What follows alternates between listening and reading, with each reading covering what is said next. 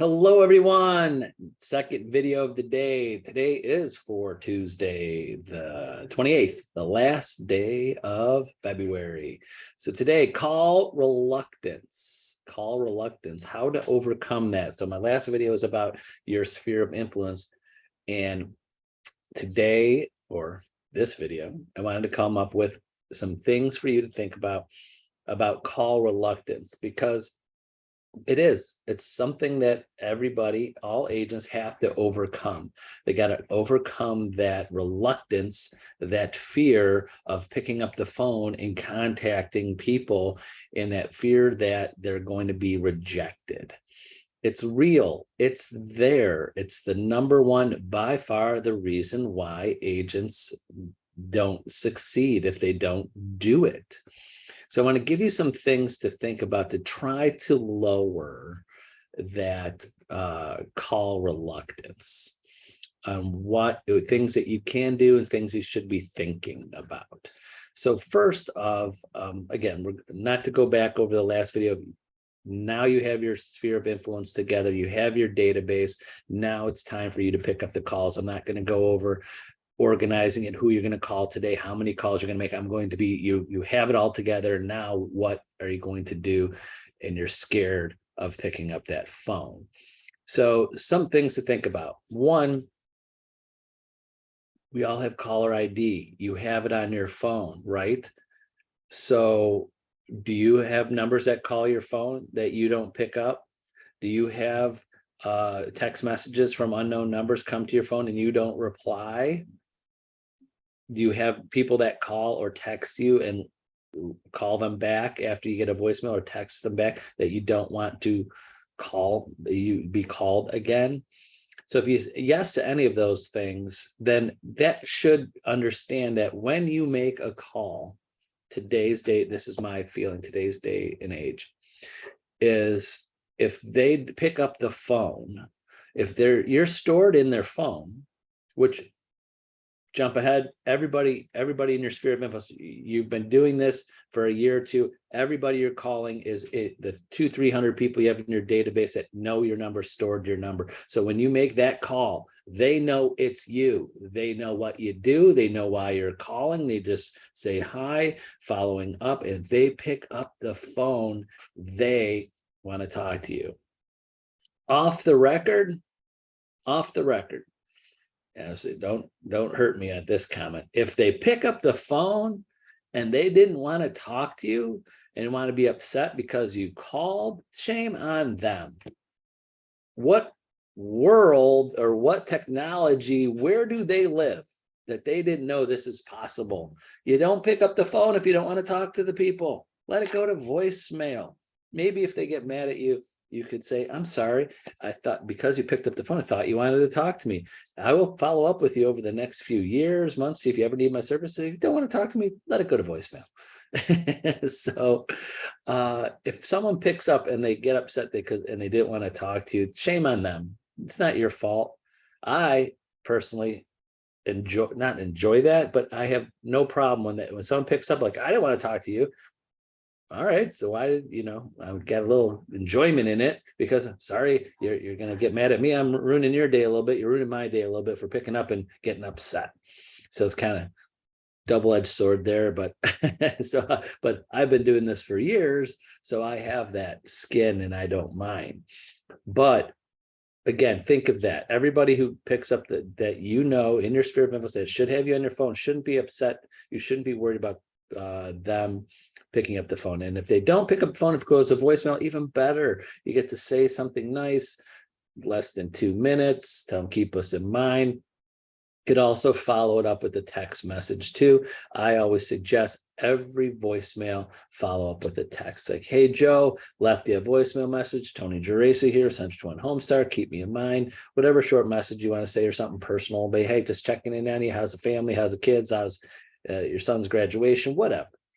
And follow it up with a text message, because some people are just not good at listening to voicemails.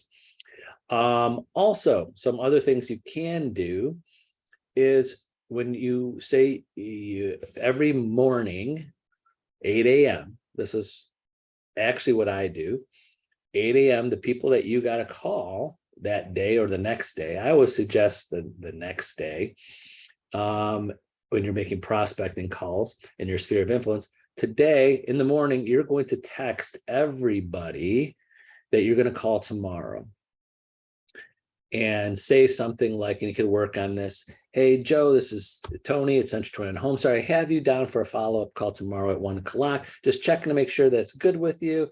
And look forward to talking with you, checking, finding out what's going on in your life, whatever you want to say, something a little personable in there so they know you're just not calling them and don't know who they are or anything about them. So put something, maybe a sentence or two of personal. Hey, just checking in on the family, see need any help with real estate. Again, in your notes of the sphere of influence, you should have stuff in there of what you could say and some type of connection other than hi, like it's a brand new cold call. And that is like an invitation. You're asking them for permission to call you tomorrow. So everybody you text, either one, they won't respond to you. Again, my opinion, shame on them. If you call tomorrow at 1 o'clock, when you told them you're going to call them at 1 o'clock today for tomorrow, and they didn't reply, shame on them. You're still calling them at 1. 2, they say, oh yeah, that's great. Can't wait to catch up. Even better. Great. Talk to you tomorrow. 3rd is, no, Tony, sorry, 1 o'clock's not good. I go, well, how about 1:30? How about 2:30? I can move some other people around. What's convenient for you? And then you reschedule them. So when you call them, you reschedule them, and then you can just say, I just want 5 minutes of your time just to say hello. We're done. And sometimes you'll get them to reply. It's like, oh, no need to call me back or call me. Thank you. Or we're not looking to buy or sell, don't need any information, whatever. And then you do it all through text early in the morning before you get to your day, 8 a.m., 9 a.m., whatever you're comfortable. I wouldn't say go before 8, but I think 8 o'clock, 8:30 is fine. My opinion. You're scheduling something, giving them a heads up. And maybe 4th might be, they don't ever want to talk to you ever again. You get those people that, no, I never need your services. I don't want to. Stop following up with me, whatever. Hopefully you'll never get those. But if you do, great. You did it by text and they got it out of the way. Because you know what some people do? If you don't text, this is my opinion on why you should text. Again, there's different opinions. Why you should text, because there are people that will let you call them for years.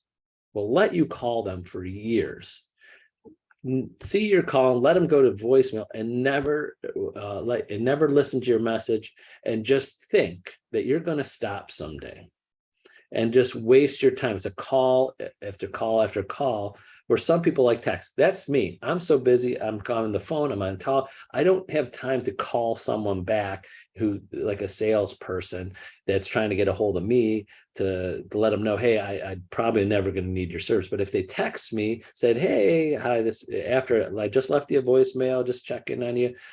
If they text me too and said, yeah, well, someday I'll talk to you. Yeah, you're in my, I'm thinking about you. I'm saving your information someday. We can have that communication through text, so it saves me the time to make the call, if it's good or bad. So hopefully that makes some sense. So that's why I feel that every call should start with a text, and it's a knock on the door. It's an invitation. Also and you can do it early in the morning, because you're not making as many calls in the morning, and it's something you could do early in the morning that you don't feel, as the word I'm looking for, worried about what people are doing. Texting someone at 8, 9 o'clock in the morning is fine. People are getting up for their day. They're getting ready for the day. They're already at their other job. Maybe they're on their way to their job, and they could voice over their phone or over their car and give you a message back. 8 to 9 should be the time you're confirming all the calls you're making tomorrow. Or if you want to do today, I just give the people an extra day. It's just a personal preference. Say, hey, I'm calling you tomorrow. Today is kind of like a little too fast, in my opinion, but some people do it. That's my opinion. A lot of other coaches or mentors might have other, no, don't always call. I even have some people I don't agree with whatsoever will say call people but never leave voicemail, just keep calling them. Like, that's terrible. It's like, in my opinion, you get leave a voicemail. It's like a little advertisement of what you're calling them about. I never understand that. The calls that I get and I don't know the numbers and they don't leave voicemails is insane. I don't understand. They think they're going to keep on calling me and get a hold of me. I don't know your number. That's why I'm not picking up. So remember that when you're calling people, they don't know your number. Also, last thing I'll say, could go on forever, is there are digital business cards now. You could text people. So look that up. Google digital business cards, texting business cards. So you could text people a whole business card of your information, easy links to your website. You can get links to that. Easy, all your information should be in your text, so it's easy for them to find, easy for them to save. So that's it. Please reach out to me, call, text, email me anytime. Be happy to go over this more in detail and help you out one-on-one. So don't fear the phone. It's your friend. All right. Have a good day. Bye-bye.